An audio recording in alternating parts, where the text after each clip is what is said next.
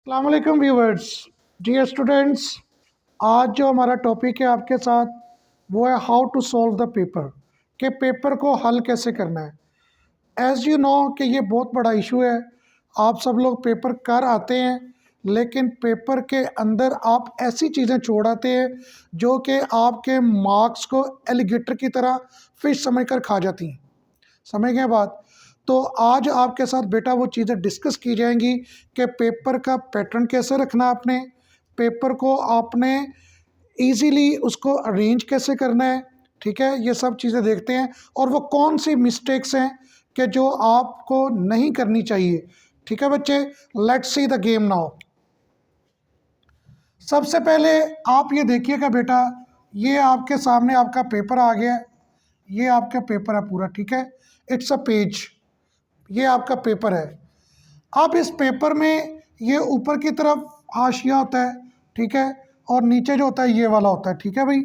Side में आपने अब आपका जो ये पेपर अवेलेबल होता है आपके पास, ठीक है। अब आपने क्या करना है, इस पेपर को अरेंज करना है। पहली चीज़ आप देखिए, आपने यहाँ पे लाइन लगानी है, ठीक है, दिस, गॉट इट। जब आप ये लाइन लगाएंगे तो लाइन जो है जिसके साथ आप लगा रहे हैं, your scale should be accurate. ठीक है, accurate means to be great, and great means to open the gate of good grade. Got it. Good grades का गेट ओपन होगा जब आपका स्केल अच्छी तरह से एक्यूरेट उसको मार्जिन लगाएगा। और दूसरी चीज़, एक आपकी ये जो लाइंस होती है ना, ये वाली विद इन द लाइंस,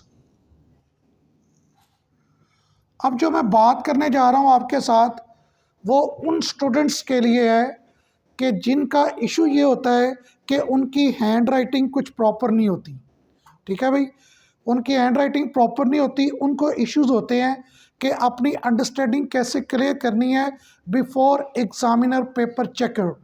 तो उनके लिए एक टिप है मेरे पास कि आपने यूं करना है कि लोग जो होते हैं ना वो लाइंस के ऊपर लिखते हैं। जैसे ये लिखते हैं जी, माई नेम इज़ अनवर।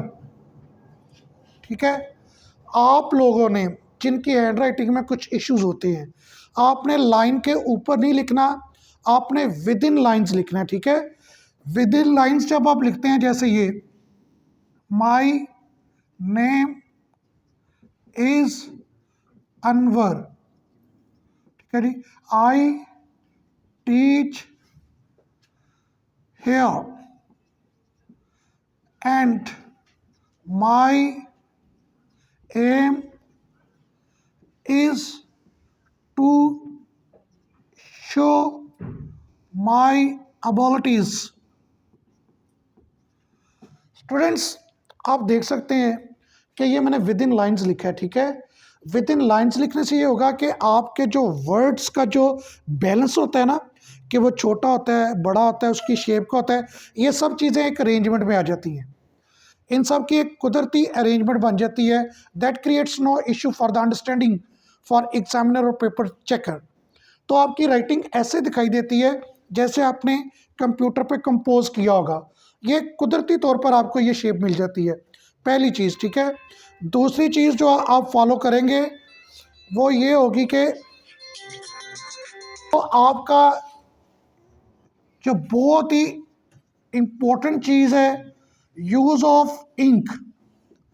जो आप इंक इस्तेमाल कर रहे हैं, ठीक है जी, जो आप इंक इस्तेमाल कर रहे हैं, आपने उस चीज़ को देखना है कि वो किस तरह की है। आपकी जो इंक का कलर है, आप ब्लू यूज़ कर रहे हैं तो वो ब्लू लगना चाहिए। ठीक है, अभी वो ब्लू लगना चाहिए, ये नहीं कि वो डीम सा हो जाए, वो हल्का सा हो जाए, वो बिल्कुल मध्यम सा हो जाए, ऐसा बिल्कुल नहीं होना चाहिए। आपकी जो इंक है उसका कलर ब्राइट लगना चाहिए। ठीक है, वो ब्राइट होनी चाहिए।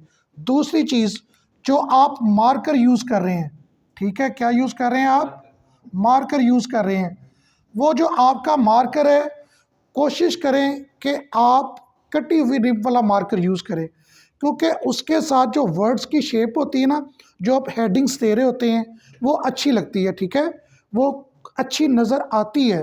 और पेपर में प्रेजेंटेशन जो होती है वो सबसे ज़रूरी चीज़ ये होती है कि आप जो कुछ प्रेजेंट कर रहे हैं वो प्रेजेंटेबल लगे, वो अच्छा लगे।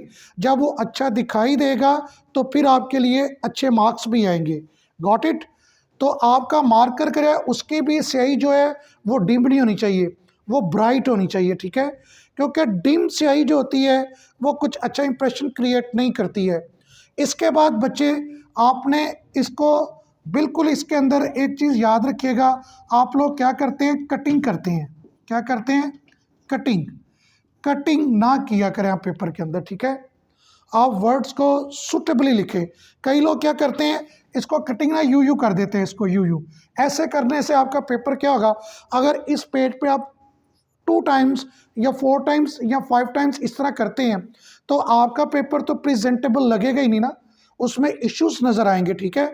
तो आप कोशिश करें कि इसको आपने सॉल्व कैसे करना है।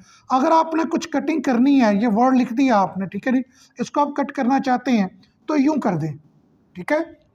This is better thing for you to adopt this way to present your cutting. Got it? आप इसको इस तरह से कर दें, ठीक है?